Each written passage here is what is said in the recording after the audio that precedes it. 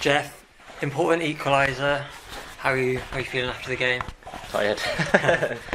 No, it's a great performance from the boys there tonight. I think the boys worked very hard.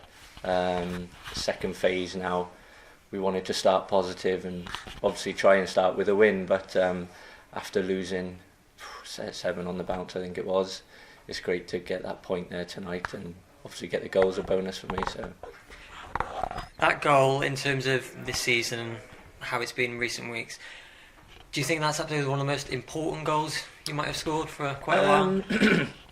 I'd say so now, yeah, looking at it. Like I just said, coming off 7 losses, it's important to pick up as many points as we can get, I think, going forward. So, starting there tonight with a point. Obviously, I think we did enough to get 3 really, but at the end of the day, we'll take a point and hopefully take a few more as the weeks go on.